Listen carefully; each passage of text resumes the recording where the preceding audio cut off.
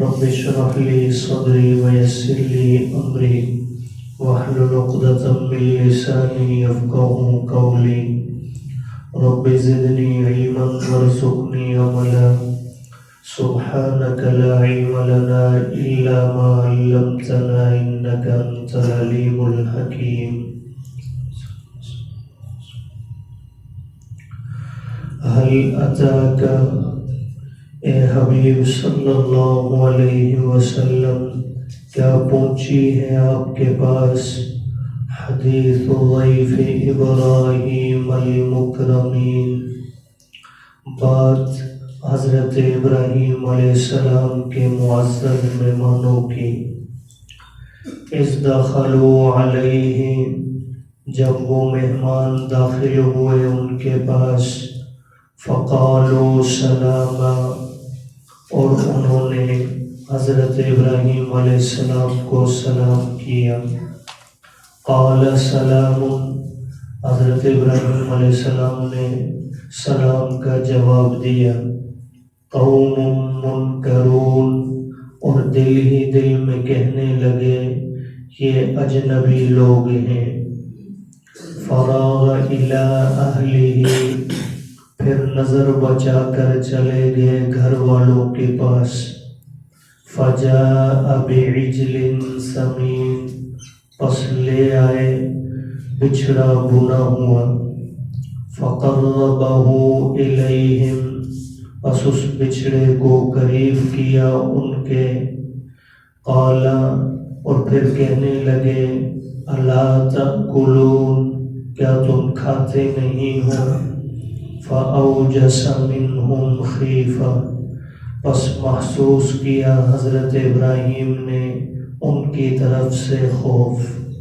قالوا، تو وہ کہنے لگے لا تخف، اے ابراہیم خوف مت کیجیے۔ وبشروہ، اور ان لوگوں نے بشارت دی ابراہیم علیہ السلام کو بغلام علیم، ایک علم والے لڑکے کی۔ فأقبلت امرأته في صرة، پس متوجہ ہوئی حضرت ابراہیم علیہ السلام کی بیوی شور کرتے ہوئے۔ فصکت وجہها، اور وہ پیٹ رہی تھی اپنا چہرہ۔ وقالت، اور کہہ رہی تھی عجوز عقیم، کہ میں تو بڑھیا اور بانجھ ہوں۔ قالوا، فرشتے کہنے لگے کذالک، ایسا ہی ہے۔ قال ربک، تیرے رب کا فرمان۔ انہ هو الحکیم العلیم، بے شک وہ حکمت والا جاننے والا ہے۔ سورہ زاریات کا درس چل رہا ہے۔ اس سورت کی ابتدا میں اللہ پاک نے چند چیزوں کا، اپنی قدرت کی نشانیوں کا تذکرہ فرما کر بطور تاکید اس بات کو بیان فرمایا کہ آخرت کا جو وعدہ کیا جا چکا ہے وہ سچ ہے، اور جزا و سزا کا عمل واقع ہو کر رہے گا۔ اس کے بعد اللہ پاک نے مشرکین مکہ کی مذمت بیان فرمائی، اور ان کے مقابلے میں اللہ نے تقوی والوں کی تعریف فرمائی اور ان کا اچھا انجام بیان فرمایا۔ پھر اللہ نے دعوت فکر دیتے ہوئے فرمایا کہ زمین میں بھی، تمہاری اپنی ذات میں بھی، اور اللہ کی جانب سے تمہارے لیے رزق کا فیصلہ کیے جانے میں بھی تمہارے لیے نشانیاں موجود ہیں۔ اب یہاں سے آگے اللہ پاک نے سورت کے اندر ایک اور پیرائے کے اندر مشرکین کو، کفار کو، آخرت کے منکرین کو سمجھانے کی اللہ نے کوشش فرمائی ہے۔ ترغیب کا انداز، ترہیب کا انداز، یہ ہر ایک واعظ کے اندر جو گفتگو میں بھی شامل ہوتا ہے، اور اللہ رب العزت تو ہر ایک کو صلاحیت عطا فرمانے والے، تو خود رب تعالیٰ نے اپنے کلام میں بھی ان تمام طریقوں کو اللہ نے جاری فرمایا۔ تو پہلے اپنی قدرت کی نشانیاں بیان کر کے انہیں سمجھایا کہ آخرت کو برپا کرنا، مرنے کے بعد مردوں کو زندہ کرنا، یہ اس رب کا کام ہے اور وہ قادر مطلق ذات ہے، اس لیے تمہیں شک میں پڑنے کی ضرورت ہی نہیں۔ پھر یہ فکر بھی دلائی کہ دنیا کے اندر جتنا نظام تمہیں نظر آ رہا ہے سب کو چلانے والا اللہ ہے۔ جب وہ اس ساری کائنات کو چلا سکتا ہے تو تمہیں بھی دوبارہ زندہ کرنے پر وہ اچھی طرح قادر ہے۔ اب اللہ نے ایک اور انداز یہاں سے اختیار فرمایا، اور یہ ہے کہ سابقہ ان قوموں کا اللہ نے انجام بیان کیا، ان کے واقعات ذکر فرمائے جو بدعقیدگی کی وجہ سے بالآخر اللہ کے عذاب کا شکار بنے۔ سابقہ قومیں جتنی بھی ہیں، تو اللہ نے یہاں سے آگے چند قوموں کا ذکر فرمایا ہے، لیکن ان ہلاک ہونے والی قوموں سے پہلے اللہ نے بیچ کے اندر یہ آج کی جو آیات ہیں ان میں اللہ نے حضرت ابراہیم علیہ السلام کا ذکر فرمایا اور ان کے پاس آنے والے مہمان، اور پھر آپس میں جو بات چیت ہوئی اللہ نے اس کا تذکرہ فرمایا۔ در حقیقت اس واقعہ سے بھی اللہ یہ سمجھانا چاہ رہے ہیں، حضرت ابراہیم علیہ السلام خود بھی بوڑھے اور بیوی سیدہ سارہ علیہ السلام ان کی عمر بھی 80 سے اوپر، بعض مفسرین نے 90 لکھی ہے۔ اس عمر میں آ کر دنیا میں اسباب کے درجے میں اولاد کا ملنا انتہائی مشکل سمجھا جاتا ہے، تو اللہ نے ایسے حالات میں حضرت ابراہیم کو صرف بشارت نہیں دی بلکہ بیٹا بھی عطا فرمایا۔ تو یہ بھی اس بات کی طرف اشارہ تھا کہ جو رب بغیر اسباب کے، ظاہری حالات کے نہ ہوتے ہوئے اولاد دینے پر قادر ہے، وہ تمہیں مرنے کے بعد دوبارہ زندہ کرنے پر بھی قادر ہے۔ اس واقعہ سے بھی مقصود اسی بات کو ثابت کرنا ہے۔ تو بہرحال حضرت ابراہیم علیہ السلام اپنے گھر میں تشریف فرما تھے، ان کے پاس کچھ لوگ آئے، ان کی تعداد کیا تھی؟ انسانی شکل میں تھے اور بہریش لڑکوں کی صورت میں تھے، امرد جسے عربی میں کہتے ہیں، ابھی پورا مرد نہ بنا ہو، داڑھی نہ آئی ہو۔ ان کی تعداد کے متعلق روایات میں آتا ہے، اکثر نے 3 ذکر کی ہے اور بعض نے 9 اور بعض نے 12 بھی بیان فرمائی ہے، لیکن بہرحال یہ تھے سب کے سب اللہ کے فرشتے، نورانی مخلوق تھے۔ یہ انسانی شکل میں آئے، بہریش لڑکوں کی صورت میں حضرت ابراہیم علیہ السلام کے پاس۔ انہوں نے آنے کے بعد 3 کام کیے ہیں۔ ایک کام تو حضرت ابراہیم علیہ السلام کو آ کر سلامتی پیش کی، انہوں نے بھی جواب کے اندر سلام پیش کیا اور مہمان نوازی کا حق ادا کیا۔ دوسرا کام انہوں نے حضرت ابراہیم علیہ السلام کو ایک بشارت دی ہے بیٹے کی، اور تیسرا کام جو انشاءاللہ آنے والے اس بارے میں آ رہا ہے وہ حضرت لوط علیہ السلام کی قوم پر عذاب الہی لے کر نازل ہونا، انہیں ہلاک کرنا۔ تو بہرحال جب یہ فرشتے آئے حضرت ابراہیم علیہ السلام کے پاس، پھر حضرت ابراہیم کے ساتھ ان کی کیا بات چیت ہوئی اللہ نے اس کا خلاصہ یہاں ذکر فرمایا ہے۔ تو فرمایا حل اتاک، اے محبوب صلی اللہ علیہ وسلم کیا پہنچی ہے آپ تک حدیث ضعیف ابراہیم المکرمین، بات حضرت ابراہیم علیہ السلام کے عزت والے مہمانوں کی۔ پہلی آیت کریمہ میں بھی یہ عقیدہ سمجھا دیا کہ حضور علیہ السلام کے پاس بھی علم وہی تھا جو من جانب اللہ تھا۔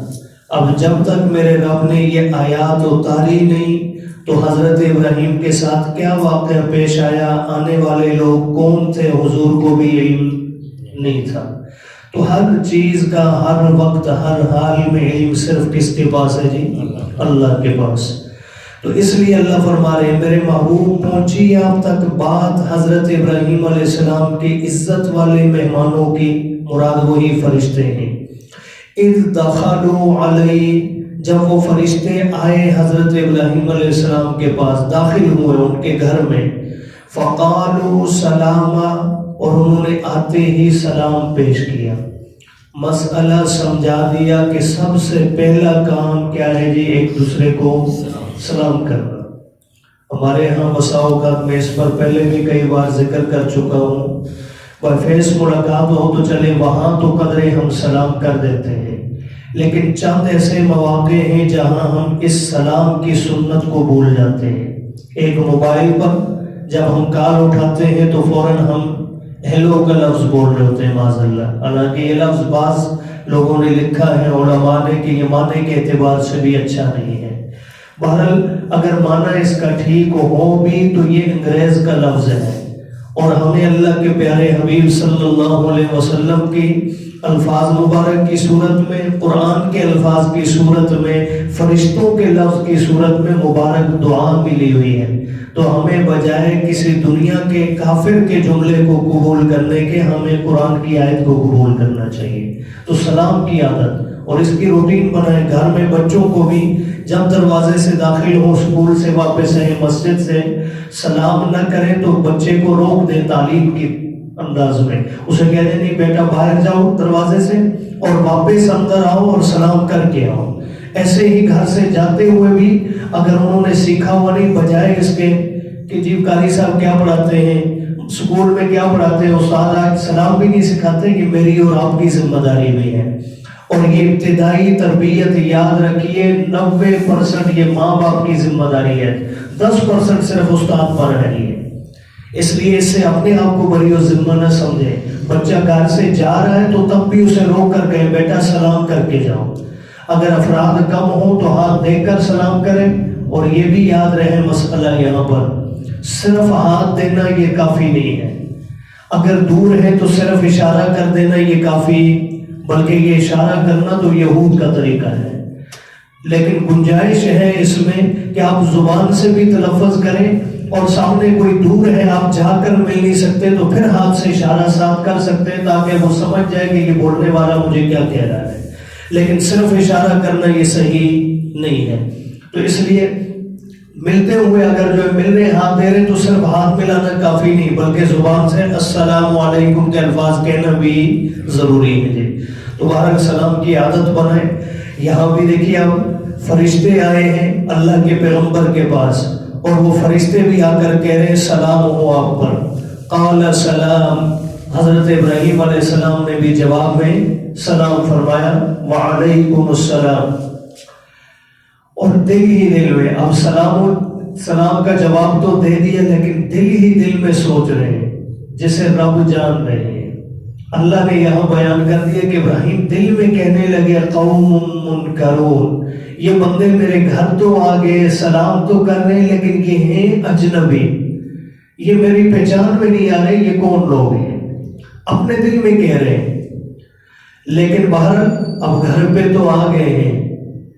آج ایک محاورہ مشہور ہے نہ جان نہ پہچان بن گیا مہمان۔ حضرت ابراہیم نے یہ نہیں فرمایا، اللہ کے پہچانا نہیں، صاف بتلا رہے ہیں، اللہ کا قرآن کہہ رہا ہے پہچانا نہیں کہ یہ تو اجنبی لوگ ہیں۔ اب بغیر ان سے تعارف لیے بھائی کہاں سے آئے ہو، کیوں آئے ہو، ابھی یہ باتیں نہیں، آداب سکھائے جا رہے ہیں۔ سلام کر لیا، انہیں اچھی جگہ پہ بٹھا دیا۔ اب بٹھانے کے بعد چونکہ کھانے کا وقت تھا تو حضرت ابراہیم علیہ السلام فوراً فراغ الی اہلہ، نظر بچا کر نکل پڑے اپنے گھر والوں کی طرف۔ یہ لفظ لا کر اللہ نے دو ادب یہاں سکھا دیے۔ ایک ادب تو یہ بتلا دیا کہ مہمان کو پوچھنا نہیں چاہیے کہ کھانا کھایا ہے کہ نہیں، ٹائم ہے آپ تیاری کر لیجیے، انہوں نے کھا لیا تو جی بسم اللہ، نہ کھایا تو ضائع نہیں ہوگا، آپ کے گھر والوں کے کام آ جائے گا۔ لیکن عزت مہمان کا تقاضا یہ ہے آپ اسے پتہ بھی نہ لگنے دیں کہ آپ کیا کرنے جا رہے ہیں، ورنہ بسا اوقات بعض مہمان جو ہے وہ شرمیلے ہوتے ہیں، وہ تکلف دے کر انکار ہی کر دیتے ہیں یا کہہ دیں گے جی میں نے کھا لیا ہے، جبکہ اس نے کھانا نہیں کھایا ہوگا۔ تو اس لیے فرمایا آپ اپنی تیاری کریں، بلا بتلائے نکلنے، فراغ پس نظر بچا کر نکل پڑے الی اہلہ، اپنے گھر والوں کی طرف۔ اور دوسری بات اس سے یہ بھی سمجھ میں آئی کہ حضرت ابراہیم علیہ السلام نے حسب استطاعت ان کی مہمان نوازی کے اندر کوئی بخل سے کام نہیں لیا۔ اب جانے کے بعد کیا تیاری کی وہ اگلے جملے میں موجود ہے۔ نکل پڑے گھر والوں کی طرف، فجاء بعجل سمین، اور لے آئے تھوڑی دیر کے بعد بھنا ہوا بچڑا. گائے موجود تھی اور گائے کا بچہ موجود تھا.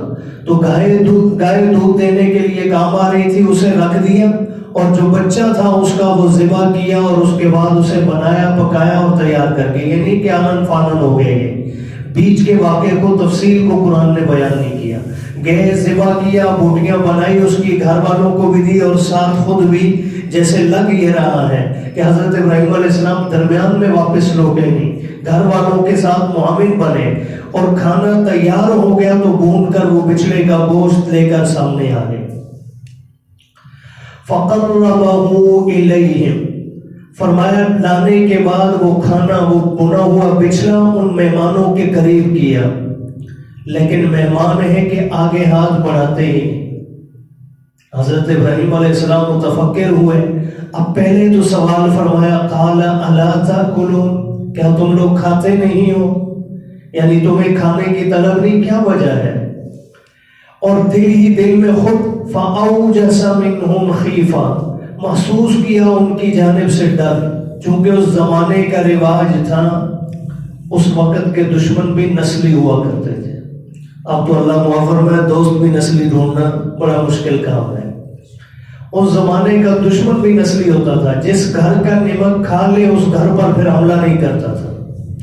تو جس پر حملہ کرنا ہوتا اس گھر کا نمک نہیں کھاتے تھے.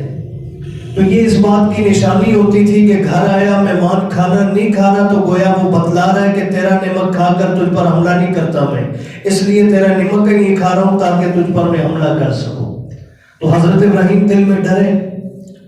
قالوا, اب فرشتوں نے جب یہ منظر دیکھا تو کہنے لگے, لا تخف, ڈریے مت. اب یہاں تک ایک بات تو یہ کہ حضرت ابراہیم علیہ السلام کے پاس آنے والے فرشتے تھے, جیسے آنے والی آیات میں اس کی وضاحت موجود ہے. لیکن ابراہیم علیہ السلام کو پتا اب سامنے بیٹھا ہے, اس کی حیثیت اندر سے کیا ہے نبی کو نہیں پتا چل رہا. اور یہ وہ پیغمبر ہے جسے اللہ کے محبوب نے جد الانبیاء فرمایا ہے. حضور علیہ السلام ان کی اولاد میں سے ہونے پر فخر محسوس کیا کرتے تھے. تو یہ پیغمبر سامنے بیٹھے ہوئے شخص کی حیثیت کو نہیں پہچان رہا کہ یہ اندر سے کیا ہے. ظاہر سے انسان دیکھا, کھانا تیار کر دیا, حالانکہ فرشتے کھانا نہیں کھاتے. تو اللہ نے مسئلہ سمجھا دیا کہ ہر ایک کے ظاہر و باطن کو پہچاننے والا صرف کون ہے. علم غیب صرف میرے رب کے پاس ہے, کسی اور کے پاس نہیں. اور پھر دوسری بات, وہ فرشتے ہیں لیکن حضرت ابراہیم علیہ السلام ان کے کھانا نہ کھانے پر ڈر رہے ہیں. تو ایک تو اس سے بھی علم غیب کی نفی ہو گئی کہ ابراہیم علیہ السلام کو ابھی بھی نہیں پتا کہ یہ فرشتے ہیں, یہ پیغمبروں کی حفاظت کرتے ہیں, پیغمبروں کو نقصان نہیں پہنچاتے. اور دوسری بات, ابراہیم علیہ السلام ڈر رہے ہیں. ڈرنا یہ ایک ایسی صفت ہے اللہ کے سوا کوئی بھی اس سے پاک نہیں ہے. ہر ایک کے اندر خوف موجود ہے. اگر خوف سے کوئی پاک ہے تو وہ صرف کون ہے جی؟ یہ بھی اللہ اور بندوں کے درمیان فرق. تو فرمایا اپنے دل میں خوف محسوس کیا. قالوا لا تخف, وہ کہنے لگے ڈریے مت. اور ساتھ ہی ساتھ وبشروه بغلام علیم, ان فرشتوں نے, اب ان کے متعلق چونکہ روایات میں تعداد کے متعلق میں ذکر کر چکا, اگر 3 ہیں تو یہ کون تھے؟ تو فرمایا یہ جناب جبرائیل, جناب میکائیل اور جناب اسرافیل, یہ تینوں تھے اسرائیل علیہ السلام کے علاوہ باقی تینوں. اور اگر تعداد 9 یا 12 میں ہے تو پھر ان 3 کے ساتھ باقی کچھ فرشتے بھی, لیکن ان 3 کا ذکر اکثر مفسرین نے کیا ہے. تو ان تینوں فرشتوں نے خوشخبری دی ابراہیم علیہ السلام کو بغلام علیم, ایک علم والے لڑکے کی. یہ لڑکا جناب اسحاق علیہ السلام ہے, جو جناب اسماعیل علیہ السلام کے بعد 14 سال بعد جو ہے وہ پیدا ہوئے. ان کی والدہ الگ ہیں جناب ہاجرہ, اور ان کی والدہ جناب سارہ ہے. تو اس لڑکے کی بشارت تھی. اب یہ آپس میں باتیں ہو رہی ہیں, ادھر جناب سارہ اندر موجود ہیں. انہوں نے یہ ساری باتیں سن لی. جب سن لی تو وہ متوجہ ہوئی. فَأَقْبَلَتِ امْرَأَتُهُ فِي صَرَّةٍ, پس متوجہ ہوئی ابراہیم علیہ السلام کی بیوی شور کرتے ہوئے, چیختے ہوئے کہ بھلا یہ کیا کہہ رہے ہو, میری عمر، قرآن مجید نے ایک دو دوسرے مقام پہ فرمایا کہ انا عجوز عقیم، کہ میں تو بوڑھیا ہو چکی ہوں اور میرا خامن بھی بوڑھا ہے، اور اس حال میں تم ہمیں کہہ رہے ہو کہ ہمارے ہاں اولاد ہوگی۔ آج جیسے کسی بڑی عمر کے لوگوں سے آپ کہہ دیں کہ جی اولاد آپ کی ہو سکتی ہے، تو وہ کہیں گے آپ ہمارے ساتھ مذاق کر رہے ہیں، اب بنا ہماری عمر کہاں۔ تو گویا انہوں نے بھی اسی بات کا اظہار کیا کہ ہمارے ہاں اولاد، ہمارے تو ظاہری اسباب کے درجے میں اولاد کی کوئی صورت نظر نہیں آ رہی۔ فَصَكَّتْ وَجْهَهَا، اور انہوں نے اپنے چہرے کو پیٹنے لگی وہ۔ بعض مفسرین نے مانا اس کا ماتھا کیا ہے، جیسے ایسی انوکھی بات سننے کے بعد لوگ کہتے ہیں بھلا ایسے بھی ہو سکتا ہے، تو اپنا ماتھا پیٹا انہوں نے۔ وقالت، اور کہنے لگی عجوز عقیم، میں تو بڑھیا ہوں، بانجھ ہوں، بوڑھی بھی ہو چکی اور میرے ہاں آج تک اولاد نہیں، اس کا مطلب ہے میں اولاد دینے کے قابل نہیں۔ فرشتے کہنے لگے قالوا کذالک، ایسا ہی ہے، یعنی اسباب کے درجے میں کوئی سبب موجود نہیں ہے، لیکن قال ربک، وہ تو اسباب کا محتاج نہیں ہے، اس نے فرما دیا ہے انہ هو الحکیم العلیم، اور وہ حکمت والا ہے، وہ جانتا ہے کسے اولاد دینی ہے کسے نہیں دینی، کب دینی ہے، یہ ساری حکمتیں کون جانتا ہے؟ اللہ علیم، اور وہ خوب جاننے والا ہے۔ اللہ پاک اپنی ذات حق کی کافی معرفت